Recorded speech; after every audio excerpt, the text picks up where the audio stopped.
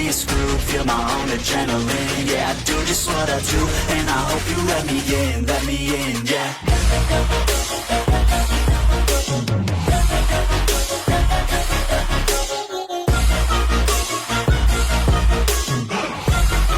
Hello and welcome back, fellow anime lovers, to Cypherfics. I am delighted to have you join us once again in the world of fanfiction and fantasy. This is the third part of What If Ichigo Meets Naruto? Special note, this fanfic is written in a masterpiece of Illuviar on fanfiction.net. Do check and support the author too. Now smash the like, share and subscribe button for more. Also press the bell icon so that you never miss such great parts. Thanks for the introduction. Now let's dive into the world. Hyuga clan compound, Konoha. The evening indicated in the Hyuga indication came almost unnoticed by the Uchiha. As it turned out, it was on the same day when the Shinobi Academy scandal became a public knowledge. Ichigo had to scramble in order to get his brother and himself ready. He had decided to bring Sasuke too. The kid, as the clan heir, had to be familiar with formal affairs such as this one. Besides, Sasuke needed to get out more. The Uchiha went to the dinner in the Hyuga compound, wearing formal kimonos in royal blue color, which had their clan symbol embroidered on the back. Ichigo was carrying a gift for their host, a rare bottle of wine, made a year before the massacre. There was something not known to the world at large. One of the most profitable business venture of the Uchiha clan was a vineyard, which was one of the best in the elemental countries. It had been closed ever since the tragedy that befell the Uchiha.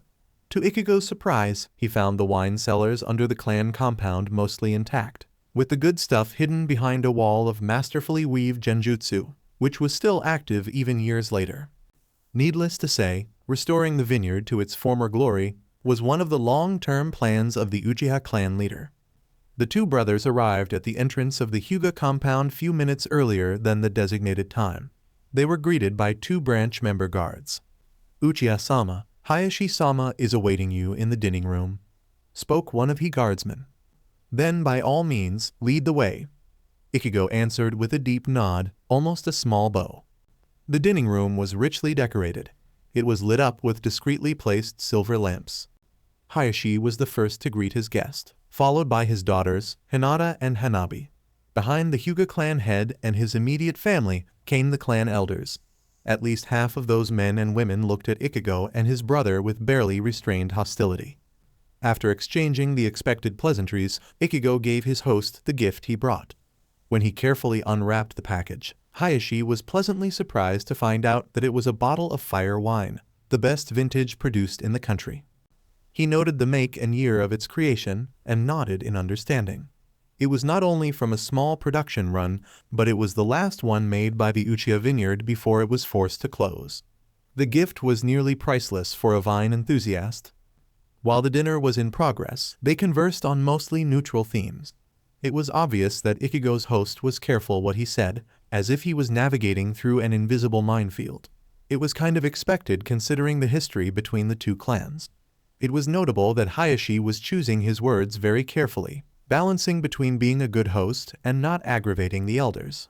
Eventually, they reached the day's big news, what was becoming widely known as the Academy affair.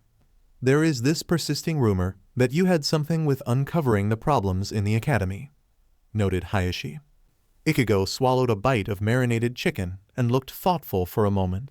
He nodded at his little brother, who had been quiet unless directly addressed by one of their hosts. "I first met Sasuke at the Academy, during a sparring match between the few of the kids. It was obvious that the few I saw fighting were far below the level where students on the verge of graduation should be. I mentioned that to the Hokage and today we saw the results." "Indeed." Hayashi said, his expression a stone mask. "You can say a lot of things about the Hyuga clan leader.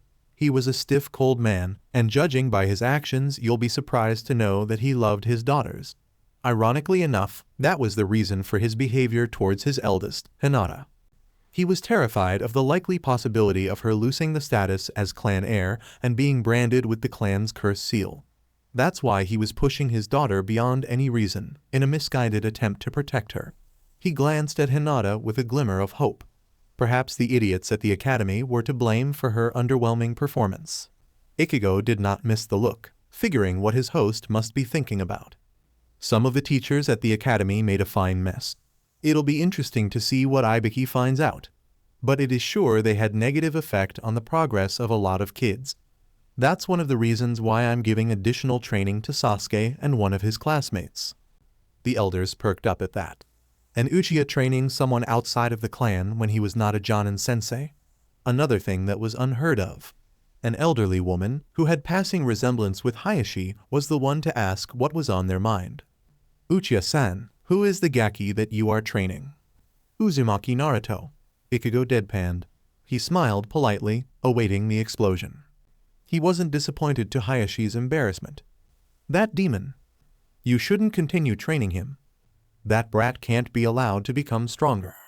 It should be noted that the clan elders didn't hate the boy for the burden he was carrying. Their purpose was more sinister. Most of them were power-hungry, taking their position for granted. They resented that an attempt a decade ago by the Hyuga clan to adopt Naruto and place him in the branch house failed, thus missing a golden opportunity to gain control of the Jinchuriki and become an unrivaled power in Konoha. So if they couldn't have him. Sasuke looked wide-eyed at the elders, wondering why they hated the Dobes so much. He was about to ask, but was stopped by a pointed look by his brother. Demon brat? I'm afraid I do not know what you are talking about. Care to elaborate? Ichigo innocently asked. Bikyu, started saying one of the elders. Silence, fool, roared Hayashi. You won't dishonor our clan by breaking the Hokage's law. The crowd went silent at that outburst. The Hyuga clan leader made a small bow to Ichigo. My apologies, Ichigo-san. Their behavior was out of line. As to your question, we can't answer. The Hokage made the knowledge an S-rank village secret, with the appropriate penalties. Ichigo returned the bow. The slip-up didn't go unnoticed by him. It was something that needed some research. Apology accepted. Hayashi-san, I won't hold against you something you have no control over. Hayashi nodded, pondering Ichigo's answer. It had so many meanings. I won't be naming anyone, but my brief observations on this year's senior students shows that they are not ready for the reality of a shinobi's life. Something that the Jonin under whose command they would fall will have their hands full with. At least in the time left before the exams, the kids should be able to catch up enough to pass. Ichigo continued as nothing had happened. Hayashi winced. The evident belief by a shinobi, who was able to best Kakashi no less, that this year's graduating class may not be ready for even the exams, much less for being genins, was a kind of wake-up call. After all, Hinata was one of these kids. He cursed himself for not paying closer attention to his daughter aside from her atrocious gentle fist performance. What are some of the bigger problems you noticed, Uchiha-san? Asked one of the elders who had been silent so far. His granddaughter was in the academy, so he had a keen interest in the subject. Besides outright sabotaging the training in some instances, the taijutsu was the most glaring mess I saw. Further, at least few of the students were led to grossly overestimate their abilities. Sasuke cringed at that. The last few days of training with his brother had been a rude awakening. It won't be a stretch to think that few so-called teachers had also helped make other students suffer of inferiority complex. Ichigo added, glancing at Hinata. Observing her behavior this evening and adding the little he had learning from his brother, when they were talking about how the days at school went, added up to that. It was a logical conclusion and mostly correct. It was just that the arrested academy teachers were not the ones to blame in this case. The perpetrator was his host, Hayashi, thanks to the cold and sometimes outright cruel way he acted towards Hinata. The dinner ended on that somber note, leaving some food for thought to the Hyuga clan leader. Part 3.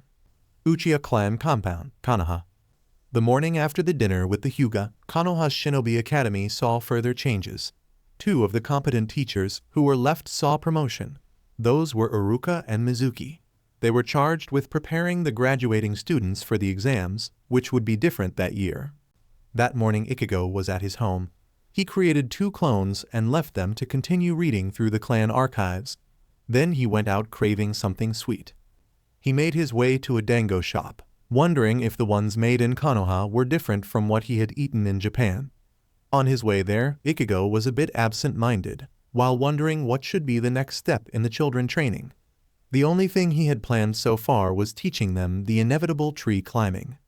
He was distracted and didn't notice in time Kurenai, who was exiting the shop.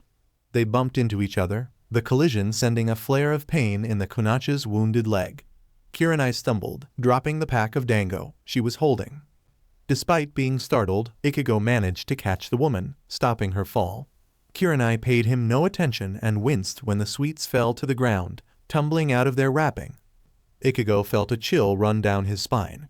He heard a gasp and sensed a spike of killer intent which concentrating on his person. The Uchiha turned around to see a kunachi with purple hair. She was wearing tan trench coat, which was barely covering the rest of her clothes. However, his eyes were glued at the rest of her outfit. She wore a criminally short, orange skirt and a fishnet which was barely covering her ample bosom. His eyes roamed over the kunachi, stopping at her chest, which were only partially covered. His gaze fell on a snake fang-shaped pendant, which was nested between her heavenly globes. He wondered how they will feel to the touch. Finally, "You noticed a woman. I'm so proud of ya, and what a body!" The second voice cheered in the Uchiha's head. "My dango!" An angry hiss prompted Ichigo to look the purple-haired kunachi in the face. It was appealing. With oval, almost heart-shaped contours and soft features, her brown, pupilless eyes were blazing with fury. "You should run now. Messing with Anko's dango is a big no-no," Kurenai whispered to Ichigo. The words of the recuperating kunachi were proved to be true moment later, when the named Anko launched a kunai at Ichigo's face. He moved his head to the side, and the weapon missed by a hair. The PSS off kunachi made a punching motion and grinned wickedly. Senajashu, hidden shadow snake hands, two green vipers shot from the sleeve of her extended right hand, strkng at Ichigo. The froze for a moment, gawking at the serpents. Snakes! Of course it had to be snakes, Ichigo thought, shuddering. He grabbed Kurenai and used Kawerami no Jutsu to get them out of the way. "Praise the log," he muttered, already developing a healthy respect for the wooden, life-saving items. He gently released the hurt woman and moved like a blur. "Let's take this somewhere with no bystanders," he said a moment after grabbing Anko. Ichigo used the body flicker technique to get them away. They appeared on a nearby training ground. Thanks to the struggling kunachi held by the Uchiha, they landed in a rather compromising position. Ichigo was on his back, straddled by Anko, his left hand holding a soft, yet firm globe. It took him a second to comprehend where his arm had wandered. Ichigo's eyes glazed, his face becoming crimson. He moved his appendage away as if he had touched a red-hot coal, but it was far too late. He had to sacrifice another log to escape a bunch of newly summoned snakes. His evasion was followed by an indignant shout. "Stay still." "The hell I will," he shouted, before disappearing in the nearby forest. Anko smirked, producing a kunai and liking its blade. "I so love a wild hunt," she whispered. Her BLD was tingling in anticipation. She followed Ichigo, who was running for dear life. His sense for self-preservation was telling him that this kunachi was much worse than a PSS off Tatsuki. Ichigo jumped on another tree branch, ducked at the sound of a multiple kunai heading towards him. He evaded the pointy objects, then jumped away from another pair of snakes who pounced at his previous position. Running away wasn't working. At this rate, he'll just be tired when she caught up to him. The Uchiha made his way to a small meadow and activated Hiddijutsu. Seconds later, he had to evade half a dozen kunai. It was simple matter, as far as he was concerned. The world appeared to slow down thanks to the enhanced perception granted by the Sharingan, so it was rather easy to sidestep the weapons and snatch one from the air. Ichigo had to remind himself that he was a shinobi and going out unarmed was a great way to get killed. The sassy kunachi stalked out of the brushes, with a grace suited for an accomplished predator. His eyes followed her every move. Thanks to his Sharingan, it looked like she was putting out a sensuous display. Anko pointed her arms at her prey and launched 6 snakes at him. The man just stood at the center of the meadow, with a kunai on the ready. While she was mildly impressed at his earlier display, what he did next floored her. Anko's snakes turned in mid-air, flying back at her. The tails of the summons, which were still in her sleeves, curled around her arms like a vise, thus preventing her from defending herself. Before she could react, her body was bound tight by living ropes. One of the vipers came face to face with its MSTRS and hissed at her. Anko could see the eyes of the snake. They were red, in the form of the Sharingan. The reptile, which was looking at her face, waved its head in amusement, and gently bumped her forehead with its scaly nose. That insufferable Uchiha Anko fumed. Now, that's a good girl. Ichigo smirked and left in a swirl of leaves. Few minutes later, the snake's eyes lost the Sharingan forms, and the reptiles released their MSTRS, hissing in indignation at her curses. It wasn't their fault. Anko looked at one of her familiars and pouted childishly. Don't hiss at me. Hokage Tower, Konoha. That evening, Ichigo was summoned by his boss.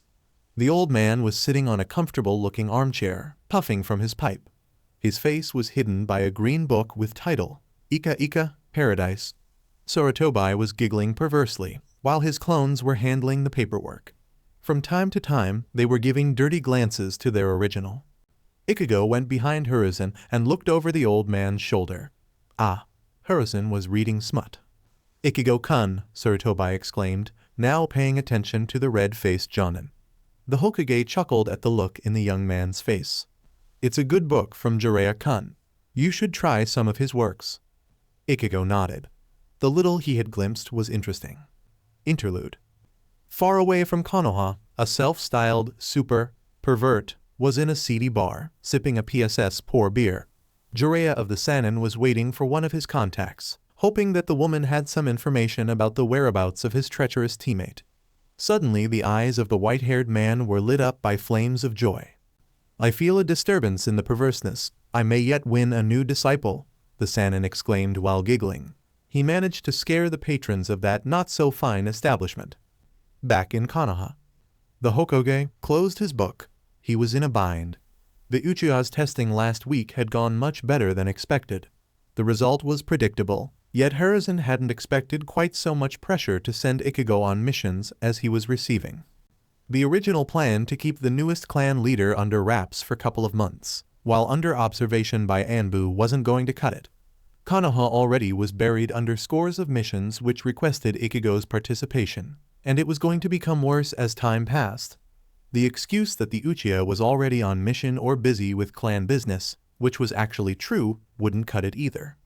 The Hokage had to send Ichigo on at least few high-profile missions, soon, or lose some business, which would be bad for Konoha.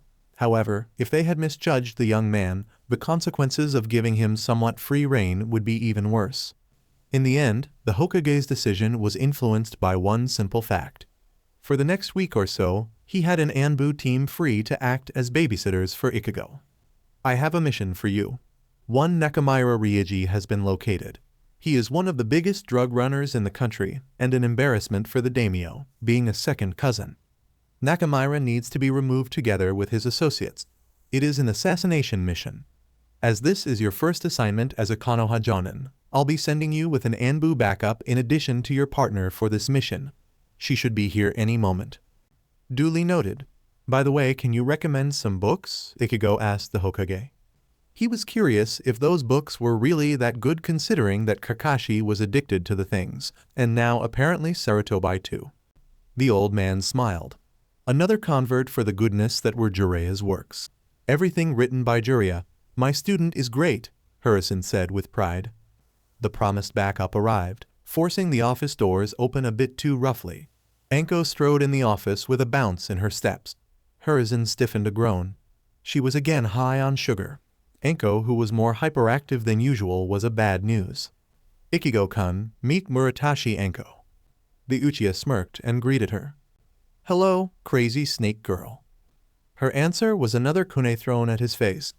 This time he was not fast enough, and the bladed weapon left a thin bloody line on his left cheek. Anko, the Hokage was not in the mood for her antics. His commanding voice stopped the Kanachi before she could throw another weapon.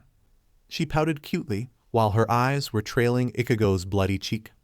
You too have a mission to do. If you manage not to kill each other. The old man trailed off. Sometimes he wondered whether he was running a DMN madhouse. Anko somehow managed to sneak up behind Ichigo, while he was looking at the Hokage. She hugged him from behind and started lick the BLD on his cut cheek. The Uchiha stood frozen in place. He was torn. On one hand, he was freaked out by her behavior, yet at the same time, he found the presence of the appealing woman spooned over his back alluring. She's a bloody vampire too, the Uchiha thought, while with a supreme effort of will, he was keeping a calm outward appearance. "Tasty BLD," Anko crooned in his ear, disturbing him ever more. "Ahem, you two can cuddle later," Sarutobi intervened. "Yes, places to be, people to kill, have to go now." Ichigo managed to extract himself from the clingy kakashi, and disappeared so fast it looked like he was trying to break the speed of light. An hour later, after leaving a clone with assignments for Sasuke and Naruto, Ichigo was at the village main gate, waiting for Anko to arrive. He was clad in old-fashioned ninja armor, similar to what his ancestor Madara had used. It was painted with a forest-centered digital pattern, something that took hours to bunch of his clones to make. With the katana on his waist, the Uchiha looked more like a samurai than a shinobi. To be honest, he was put off by the assignment. Ichigo expected to be confined to Konoha's proper for a few months at best. That's why he believed that this mission was another test. Sarutobi was giving him enough rope to hang himself. Ichigo's musings were interrupted when someone hugged him from behind. He felt soft chest pressing at his back. "Miss me?" Anko whispered in his ear, her voice sending shivers down his spine. Not unpleasant ones this time. "Yeah, I'm lost without you," he answered honestly. Literally. Anko was one of the interrogators who had gotten the info of the target and was the one supposed to brief him on the target location. "Let's go. I want to have some fun." She released him and moved out at ninja speed. Ichigo shook his head at the sudden change of attitude and followed her. 6 masked shadows went after them, keeping a distance of few hundred meters. Few hours later, the run at ninja speed through the canopies of the trees had a calming effect on the Uchiha. Ichigo was moving few paces behind the kakashi, leaving her to lead the way. That allowed him to notice how she turned her head to him a few times and was about to say something, but thought better of it and silently continued forward. He frowned. She did not strike him as an indecisive woman. Ichigo hastened his speed, coming shoulder to shoulder with her. "Anko Spill, what is bothering you?" She huffed, biting her lower lip. "Thank you," Anko whispered. You're welcome," was Ichigo's confused reply. "Kurenai, you saved my friend," she added, seeing his confusion. "Ah, no problem. Anyone in my position would have done it," Ichigo stammered. Not Orochimaru, Anko thought, anger flaring in her eyes. You could say that Kurenai was her only true friend left in the village. After the Sannin's betrayal, the rest of her friends, not that there were many to begin with, had grown distant, sometimes outright hating her. They saw in her a stark reminder of her sensei, and the horrors he had wrought before being found out. "Why the long face?" Ichigo asked, seeing the change in her expression. "Just a bad memory," she brushed off his concern. The Dimension Traveler decided not to push her and changed the topic. "You are an interesting woman," he paused, studying her for a few moments. "I've been in Konoha for only a week, but I would have expected to hear about you before our accident this morning. Why is that?" It was a good question. Ichigo had met or heard about most of the notable jonin and tokubetsu jonin in Konoha. While the village had about 12,000 ninjas of all ranks, the active jonin were about 1% of that number. Besides, Anko was quite the character, bound to make people notice and mention her. On the other hand, on average, nearly 80% of that number were spread through the land of fire and beyond. She muttered something unintelligible under her nose, thinking, here we go again. Once he know about Orochimaru, he'll hate me like the rest. What was that?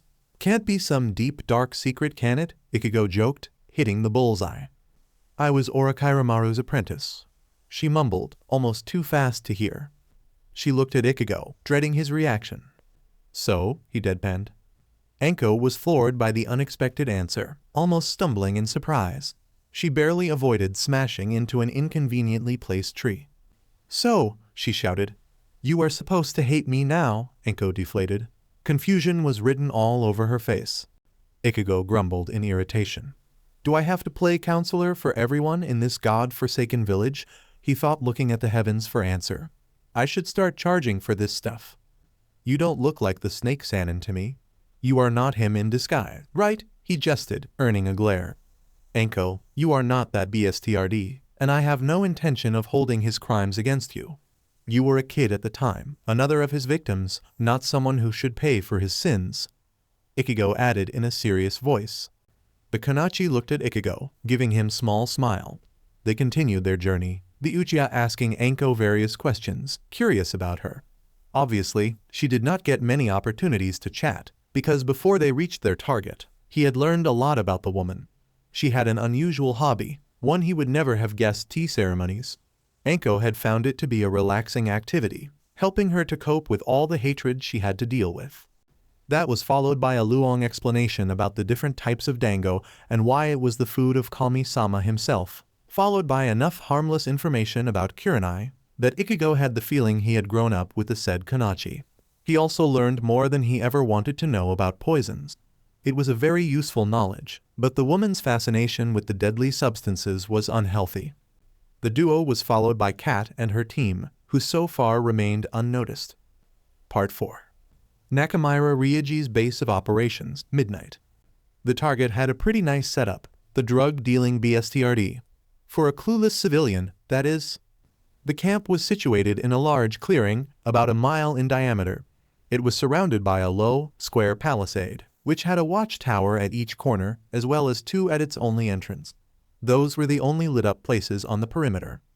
While there were a lot of guards patrolling around the palisade, they were spread out, barely seeing each other in the darkness. A bunch of competent samurai could pick off most of the awake defenders without raising alarm. It would be little more than a training exercise for a green genin team. It went without saying that the 2 shinobi had a lot of ways to defeat the flimsy defenses around their target, even if the so-called guards had a modicum of competence. As it was, Ichigo was scowling in derision, affronted by the cutthroats protecting the camp's perimeter, while he was pondering his options. The most straightforward course of action would be to burn down the place with one of his more powerful jutsu and mop up the survivors, but the Konoha ninja needed to know if their primary target was home. So that was out. For now. Skulking in the night it was. Once he decided on a plan of action, the Uchiha melted into the night. Ichigo was going to sneak in and take out Ryoji or search for a clue to his location.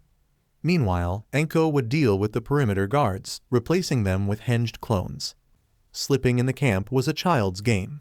A bit of stealth, a low-level genjutsu, and if he desired, Ichigo could have walked through the front entrance without being noticed. Instead, he slipped between 2 groups of men who were guarding the wall. Inside the camp, he found that most people were asleep, with the exception of some men who were busy drinking and entertaining themselves with WHR brought from the nearby town of Verdana. Ichigo didn't pay them much attention, and move amongst them like Ghost. He found a bit of amusement in thinking how his old self would have reacted in such a situation. Despite how little effort it took to sneaking in, the teen from Karakura was liable to FCK up. That Ichigo Kurosaki simply didn't have the temperament for such a work. He would have charged in and simply beaten everyone in his way until finding Ryoji. Straightforward. Might have even worked against such rabble, but against someone who knew what he was doing, like the really dangerous people in both worlds, such a stunt would have backfired spectacularly. Ichigo silently thanked Masaki for all the training she had cramped up in his head, and took a moment to sadly ponder how he would have turned out if she wasn't murdered by that never sufficiently DMN hollow. Much better, in my humble opinion, King. At least now you have a teeny bit of potential. Snarked one of the voices in Ichigo's head. He simply frowned and proceeded with his mission. The only dangerous moment in the infiltration phase was when a half-asleep bandit stumbled from his tent, while the Uchiha was about to pass near it. The shinobi froze, becoming a part of the night's shadows. The cutthroat came near his position and unfastened his trousers, relieving himself in the dark spot where Ichigo had hidden. The ninja had to restrain himself from killing the man outright. The BSTRD had just PSS all over his feet. Thank God for watertight boots. When the man returned to his tent, Ichigo used a silent water jutsu to clean up his boots, cursing silently. He wondered if the shinobi who passed through the academy were taught to deal with such stuff. The only silver lining was that Ichigo made his way to the center of the camp without further distractions. There he found one of the few permanent buildings the bandits had irked, a small single-floor house. The substitute Shinigami checked for traps and alarms. For his trouble, he found a wire connected to the door. He traced it using his Sharingan and noticed it was leading to some unknown mechanism, which to his surprise was hidden well enough to fool most genin and even more than few green chunin. After careful examination, Ichigo concluded that it was an alarm. Moving swiftly, he picked the lock of the door and proceeded to disable the alarm before it could go off. Ichigo found no more surprises waiting for him as he made his way into the house. After checking again, just to be sure thanks to a healthy dose of paranoia which Masaki had instilled into him during their training sessions, he went to the bedroom, where his target was sleeping. Ichigo wasn't particularly surprised to find out that the drug dealer was napping with 2 naked women spooned all over him. That was Ryuji, alright? The lucky BSTRD. Ichigo spent a second envying the bandit, eyes roaming on the sleeping CRTSN. Say what you wish about them, but those women had great bodies. For a second, the Uchiha thought that Nakamura was a lucky BSTRD, then he smirked. Ryuji's good fortunes, as well as his life, were at end. Ichigo drew a kunai and slit the man's throat. Before Nakamura's BLD could spray the women, the Uchiha incapacitated them with precise chops to the neck. After all, there was no reason for them to die too. Ichigo would do whatever was needed to protect his precious people and complete any given mission he accepted, but that was all. He refused to go beyond that and become a common murderer. That's a naive train of thought, King. You are a hired killer, an assassin. Your morals would end biting you and the people you want to keep safe in the butt. Remember, King, this is a FCK up world even by my standards. The mysterious voice trailed off. Ichigo shook his head. In the end, he would do what he had to, no more and no less. Preferring not to kill more of the followers of the oldest profession than he had to, Ichigo discarded the simple way of finishing the mission. Burning down the camp, while potential civilians and innocents were in it, was out. He spent a minute pondering his options, while checking the room for something useful. A lot of documents which should be of interest for the intel weenies and a floor safe full with at least couple of millions ryo. Yup, no burning unless it was to save himself or Anko. He decided to use a modified version of the trick he unveiled against Kakashi. Good thing that this time, Ichigo had packed a storage scroll with modified explosive notes, of the type that created a bit smaller explosion, but with no notable incendiary effect. After all, if he wanted to burn down something, he had it covered with his ninjutsu. Ichigo created a quartet of clones whose task was to mine the camp with ready-to-blow-up explosive tags and inform Anko of the plan. While this was happening, he and another clone busied themselves with sealing all the money and documents. If when the bandits were dealt with, he was in a condition to do so, Ichigo was going to scavenge the rest of the camp for anything of value. After all, despite his clan's vast fortune, even after all the money that had disappeared while no one was minding the accounts, he could always use some more liquid assets. He had some plans that would require a lot of money to execute. Few minutes later, Ichigo got a heads up from one of his shadow clones, which was dispelled by irate Anko. The Uchiha already had over half the fortune sealed up when the call came, so he stopped packing, leaving his clone to finish the job and made his way to the roof. Once there, he made a hand seal, channeling chakra into it. The bandit lair was lit up by dozens of explosions. The sights of tent blown up, with pieces of men and women flying in the air, was forever etched in his mind by his blazing Sharingan. He knew that this was not the last BLD bath he'll be responsible for if he lived long enough. More than half of the bandit horde, discounting the sentries already slaughtered by Anko, ceased existing. All it took was a hand seal, a bit of chakra, and Ichigo had become a mass murderer. He was sickened by the slaughter, yet a part of him was satisfied with a job well done. He felt a tingle of pride, while bile was rising in his throat. Ichigo steeled himself and returned his attention to the task at hand. He couldn't afford to fall apart right now. No matter how deadly she was, he wasn't about to let Anko deal with all the remaining BSTRD. When all was said and done, all that was needed to take out most shinobi was a single, lucky hit. Ichigo looked at the carnage, falling on his training to keep him sane. He looked at his handiwork with different eyes. It was a blow which would have shattered most coherent fighting forces, and those who suffered it were little more than common rabble. Pandemonium ensued when the agonized screams of the wounded, mixed with terrified cries from the untouched bandits. Those who weren't frozen in shock started running out of their tents in panic. Most of them even forgot to grab their weapons before dashing into the night. Ichigo couldn't have asked for an easier target. He activated a well-crafted combination of genjutsu and ninjutsu. hundreds of ravens descending over the devastated camp. He threw few kunai, taking out 2 nearby cutthroats, and used kawarami no jutsu to change position with one of his minions.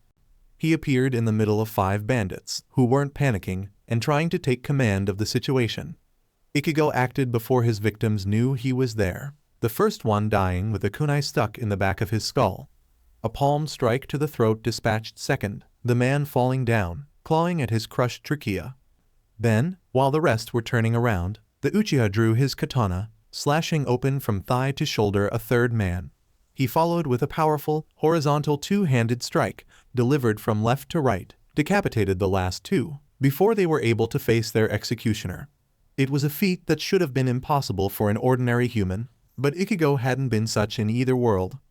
Before the corpses could hit the ground, he was replaced by a raven, whose caws were joined by the song of its brethren, which flying through the camp. Absolute chaos ensued, fueled by Ichigo, who was appearing long enough to deliver a killing blow before vanishing and taking another life. Soon enough, he was joined by Anko, who had watched his handiwork for few minutes. Before she took part of the fun, she watched the show, while assessing Ichigo's abilities as per her orders. The pair of shinobi made short work of the remaining bandits. When the morning came, of the 236 outlaws, only 2 would manage to escape in the night. Months later, they could be seen telling their horror story in the land of waves. Ichigo surveyed the slaughter he had wrought. Thankfully, the remains of the camp were sliding into darkness, because most of the torches and fires were extinguished during the battle. A single tear fell from the corner of his left eye. He doubled over, retching, the enormity of his actions finally catching up to him. Anko put a reassuring hand on his shoulder, her face grim. For what's worth it, this stuff gets easier with time.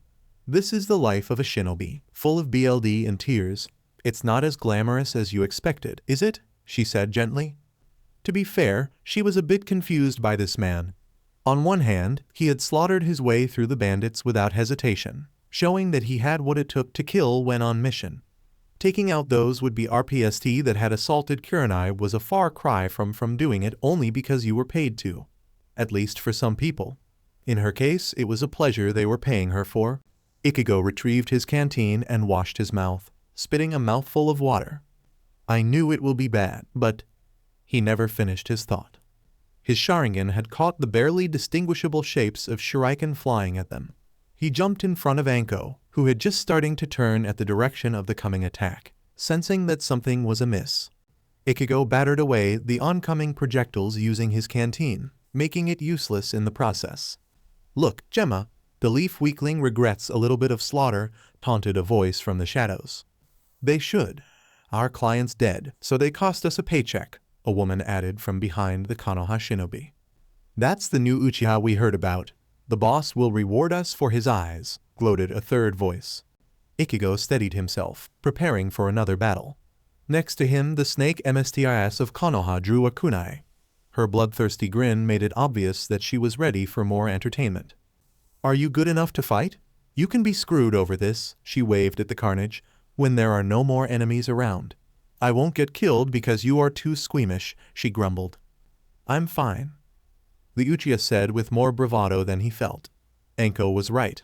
This was not the time and place to fall apart. Not for long, sneered one of the hidden ninjas. Ichigo smiled sadly, giving one last glance at the bodies around him. He felt that he started to understand Itachi. The Uchiha clan leader placed his left hand on Anko's shoulder. They dissolved in a flock of ravens moment before their location was obliterated by invisible force. Part 5. Nakamura Ryoji's base of operations, shortly after midnight. SHT, Genjutsu, spat one of the enemy ninjas. Ichigo was sneaking on the one who just shouted, all the while he was examining the man's apparel. The enemy was wearing a LTHR armor over gray shirt. He had cargo breathed with camouflage appropriate for a city scope, not a forest. The shinobi had a head projector with a musical note, sewn on the forehead of his black balaclava face mask. The sound nin smelled the lingering stench of PSS on the Uchiha, and wasted no time substituting with a log, thus avoiding a cleaving strike by the Dimension Traveler's katana. Ichigo darted to the right, his eyes detecting the place of egress for the enemy. The clan leader was upon his prey in seconds, katana flashing in a horizontal slash. The masked man evaded with a backward salto, showing surprising agility. Ichigo followed, a diagonal strike already in motion before the enemy was firmly on his feet. The katana was blocked by a pair of crossed kunai, their wielder stumbling a step back while trying to regain his balance. Ichigo had to finish this opponent now. He could hear another ninja running towards them. At least that revealed location the third enemy, who obviously had decided to attack him, leaving just one for Anko to play with. Noticing that a second sound shinobi was darting towards him had a beneficial effect on the Uchiha. He regained some of his mental balance, thanks to the additional adrenaline flooding his system. There was nothing like a treat of imminent death to straighten up your priorities and get you out of a funk. The Uchiha pressed down with his katana, forcing his enemy to keep blocking with both hands. The leaf shinobi took a step forward and kicked his opponent in the kneecap with the heel of his boot, shattering it. The man screamed, his crippled leg unable to support his weight. With a sickening crunch, the joint gave up, bringing down the sound nin. Ichigo silenced him with an economic lunge, impaling the man's heart. It wasn't a moment too soon. As Ichigo was recovering his blade, his Sharingan made it possible for him to see a disturbance in the air coming straight at him. Ichigo replaced himself with a log, which was turned into toothpicks a moment later. The strike also caught up the body of the Uchiha's latest victim, the torso of the corpse imploding. Impressive, noted Ichigo. He body flickered behind the ninja who just attacked him. The Uchiha showed up to see a Kanachi, who was wearing a body-hugging suit, looking like something a special forces soldier from his dimension would use. Her head was encased in a helmet with integrated gas mask, giving her insect-like appearance. The Aburanes would approve. Ichigo wasted no time and stabbed the Kanachi in the back. Her body dissolved in the air with deafening screech. The Uchiha instinctively grabbed his bleeding ears after substituting himself with another log. It was not a moment too soon, because a sound wave struck the location he just left. The jutsu blew away anything not nailed to the ground, obliterating everything within a 4-meter diameter. The Konoha Jonin groaned, his head echoing with the FCK screech. He had to jump right to avoid another wave. The duo of Konoha nin darted in different directions, covered by Ichigo's genjutsu. The world behind them exploded in a rain of kunai, which had attached explosive tags and jutsus. The snake MSTRS became one with the night's shadows, a deadly predator stalking the enemy shinobi. The ninja with a sound head protector met her head-on, dual tantos screaming for the leaf Konachi's BLD. Her answer was to draw a kunai with each hand, their blades screaming in the night. The blades struck with metal screech and the shinobi jumped back, examining each other. Anko's enemy had a strange armor, which flowed over his body like a carapace. That impression was reinforced by its organic appearance. The Konachi frowned and threw her kunai at the enemy ninja. The man deflected one of the weapons and tilted his gas mask-covered head to the side, and the blade glanced from the strong composite of his mask. They clashed again, with Muratashi drawing new kunai from the depths of her trench coat. Their weapons met in a halo of sparks, an exchange of fast, precise strikes testing the reflexes of the combatants. Anko was the first one to breach the enemy's defense. She used a kunai to parry a short sword strike and in a blink of an eye struck at the man's heart. Her weapon failed to penetrate the armor, its tip snapping at the impact. However, it struck with enough force to push man back. The snake MSTRS growled in irritation, leaving the blunted kunai to fall to the ground and made a punching motion at her opponent. "Senajashu, hidden shadow snake hands," she hissed, 2 snakes shooting from her sleeve. The sound ninja managed to stab one of the reptiles. His other sword wasn't moving fast enough to make the intercept. The surviving viper bit the shinobi's left shoulder. The serpent's muscles rippled under its scales and it threw the man into a still intact tent. He struck strong enough to snap the poles keeping it upright, his momentum carrying him into the tent material, cocooning the man into the heavy fabric. He was followed by a kunai with hissing explosive tag. The resulting detonation scattered the remains of the tent to the elements. The bright light of the explosion allowed Anko to see her opponent. He was unharmed. The sound nin had saved himself with Kawarami no Jutsu. His fingers were busy making hand seals. "Raiten, Reikyu, lightning release, lightning ball," the man screamed, Spheres of cracking lighting emerged in the palms of his hands. The sound nin charged Anko, throwing the ball of electricity at her. She dodged the first and jumped in the air, twisting her frame over the second. In the same fluid motion, she drew pair of kunai, and the moment she was secure on the ground, the weapons left her hands, flying at the head of her enemy. He was too close to dodge both projectiles. He struck one with an armored fist, deflecting it. The second one cut through his mask, penetrating deep enough to scrape the cheekbone. The shinobi grunted in pain and jumped at Anko, tackling her to the ground. He was hoping that his armor will be a decisive advantage in taijutsu combat. He was not so lucky. The Konachi grinned at him. Half a dozen snakes erupted from her trench coat, one grabbing each of his appendages. His eyes met Anko's bloodthirsty gaze, and he had a moment to be terrified before the last two vipers clamped their poison fangs in his head, their fangs piercing his mask as if it wasn't there, pumping him with poison. He gave one loud, agonized screech. The sound nin choked with foaming mouth and died with a back-breaking convulsions. Ichigo's Sharingan blazed in the night, reflected by the visors on the sound Konachi helmet. She was shooting sound waves from devices in the palms of her arms, blowing everything in her path. Ichigo smirked, noticing a pattern in her attacks. After every 6 blasts, she had to pause for a few seconds to catch her breath. The Uchiha prepared himself for the next onslaught. A blast from her right hand passed through the place where Ichigo just was. 1, he mentally counted. He made a snake seal starting to knead chakra into his body. A stream of sound from the left palm shot at the wildly moving Jonin, missing him by centimeters. The attack hit one of the towers on the perimeter of the camp, drilling through its foundations. The wooden construct shuddered, the young trees from which it was made snaring like kindling, its frame toppling slowly. 2 ram. A pair of attacks followed, tweaked to be less powerful but with wider range.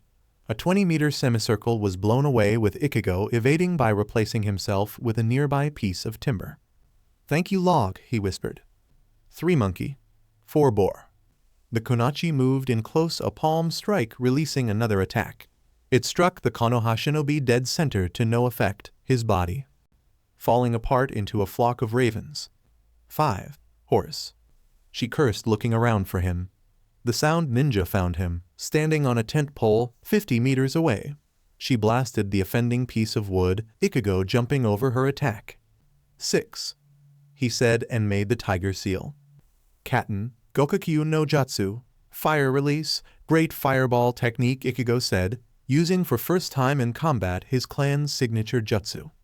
The air leaving his lips as he pronounced the technique's name turned into fire, while he was expelling the chakra needed in his body. The flames formed a massive orb of roaring flames, 10 meters in diameter.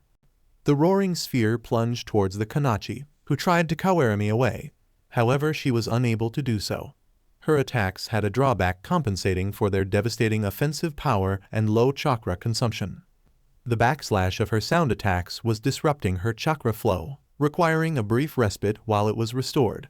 That required her to shut down her chakra, similar to what one does to counter genjutsu, but making her unable to use any jutsu for a few precious seconds. She had decided that this drawback was worth it. Now that decision cost her everything. She was 2 seconds too late with the substitution jutsu. By the time she would have been able to use it, the sound Konachi was in the center of fiery sea. The only thing that can be found from her was a puddle of melted metal fused in the center of grass circle. And that was days later, when the inferno finally was extinguished by a thunderstorm. Shortly after his pyrotechnic display, Ichigo met with Anko, who had sealed the body of her victim.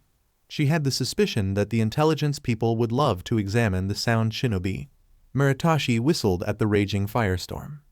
"Overkill much?" she joked. Ichigo looked at her, pointing at his ears, shouting, "Can't hear you. That beach messed up my ears.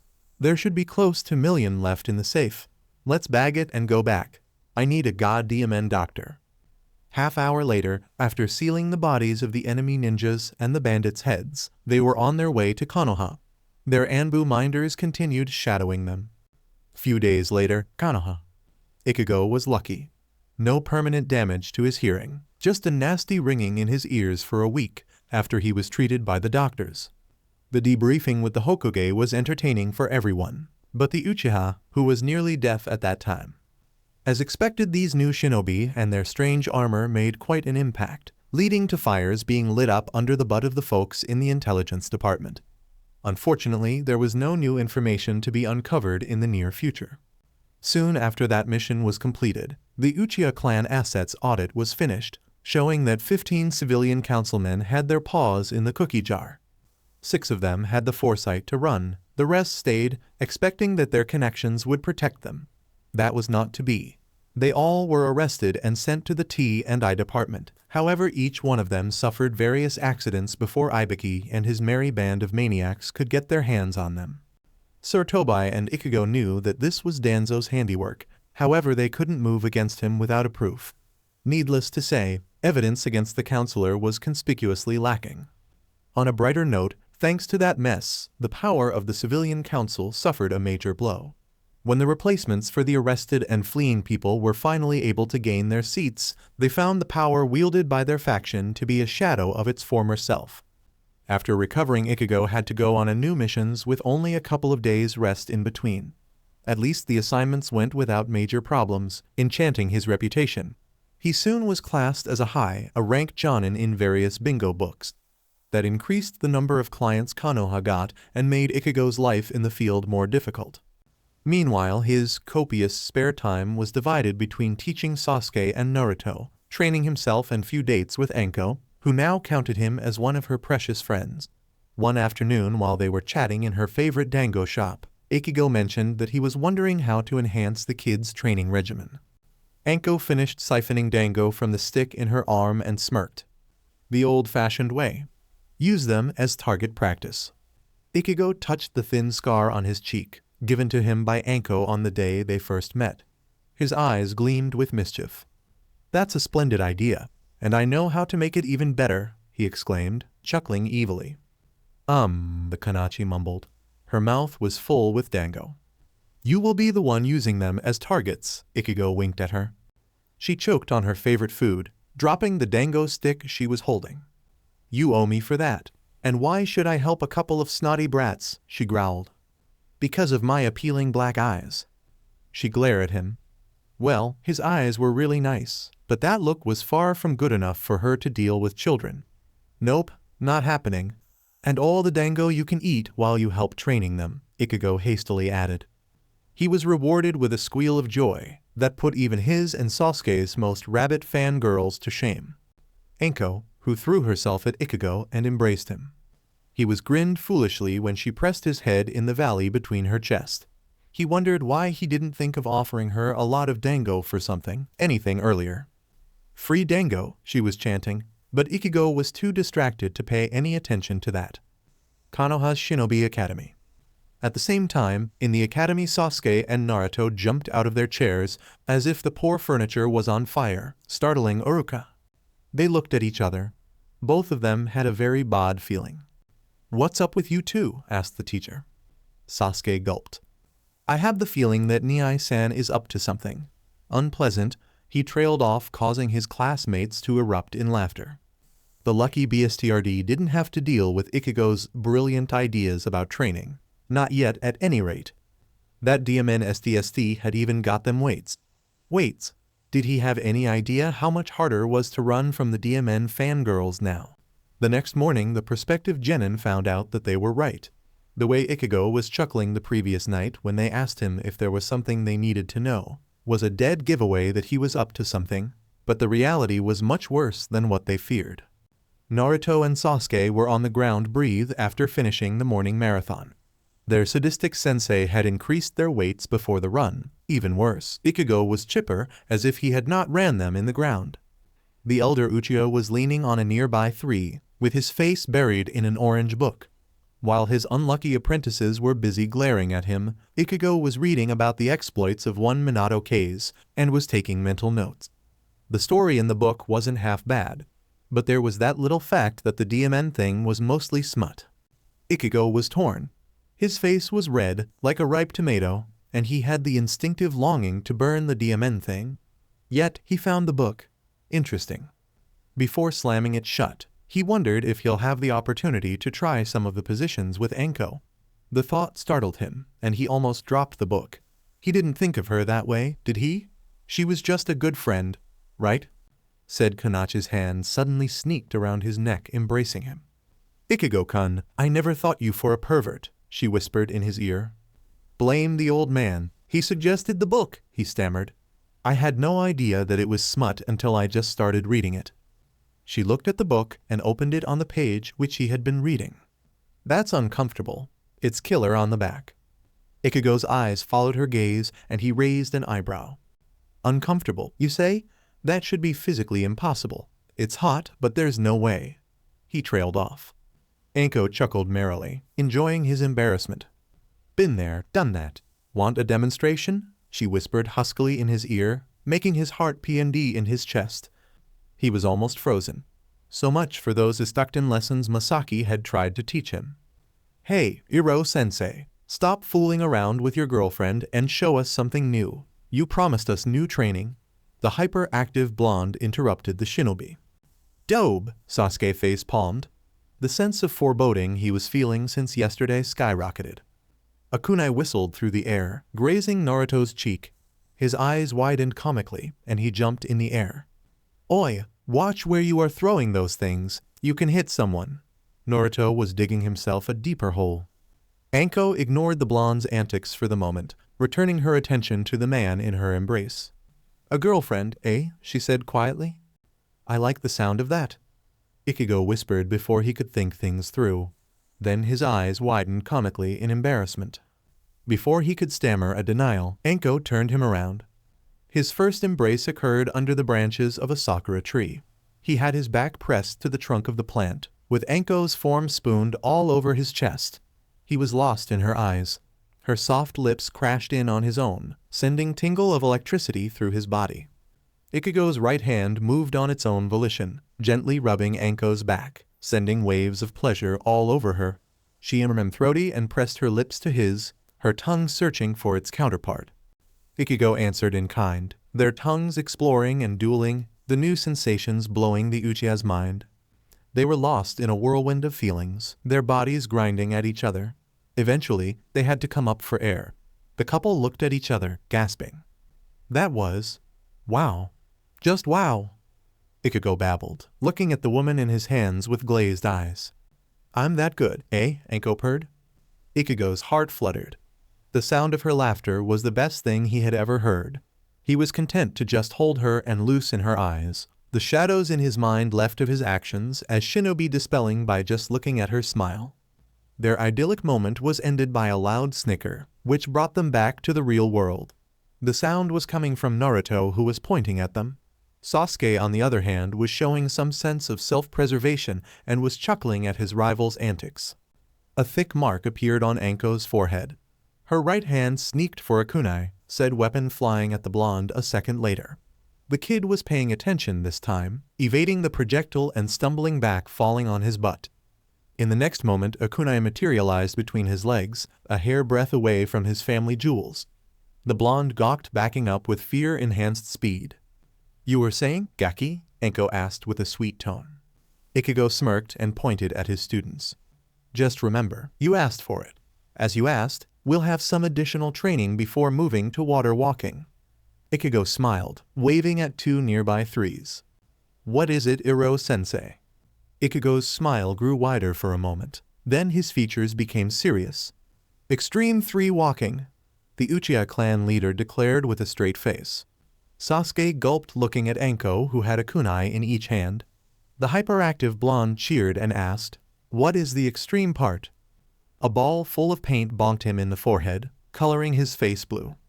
Oh, that hurt, Naruto exclaimed. That? Don't worry, Gaki, in a couple of days you'll graduate to solid RBB ball, and a bit later, the real fun begins, Anko declared all too cheerfully. Niai-san, Sasuke whined. Ichigo was undeterred. It was necessary survival training. Besides, he had another motive too. 2 weeks until live weapons training. Then he'll have the perfect opportunity. The duck nest in his brother's hair had to go. By the end of the day, the kids were painted in all the colors of the rainbow and covered with painful bruises. Their aching bodies were refusing to move, and Ichigo and Anko had to carry them to the bathrooms by using clone. Of course, they had no intention of getting painted themselves. The ninjas deposited the kids in hot bathtubs and left them to rest a bit and clean up. To add insult to injury, the paint was not of a kind easy to clean up. That was Anko's idea. A way to further motivate them to dodge, or so she said. While the kids were soaking in bathtubs, Anko and Ichigo found themselves snuggling on the couch. Their spontaneous embrace session was interrupted by Kurenai, who dragged her friend on girl business. Ichigo wisely didn't want to know. Besides, he was in a daze. It wasn't like he had had a girlfriend before, in either of his lives. The next weeks were some of the best in his life. The missions he went to were without hair-raising adventures, and the training of the kids was progressing great. Sasuke and Naruto were so far surviving the live weapons fire, with the only downside the DMN infernal luck of that duck nest, which was somehow still whole despite Ichigo and Anko's best efforts. He was starting to believe that his little brother was cursed. As far as he and Anko were concerned, the things were proceeding smoothly, with the couple spending most of their free time together, talking and making out.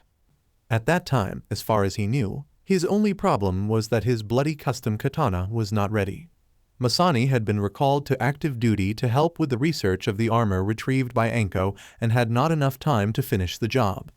Little did he knew that this was the calm before a storm, which would change the elemental nations forever. The first sign of the things to come would manifest just after the graduation of this year's classes in the academy. So alright folks, that's all for today. Stay tuned for part 4. Do subscribe, like and share for more such videos. Also check out the story and author Illuviar on FANFICTIONnet. Press the bell icon to be notified first on release. See you in the next video. Till then, goodbye.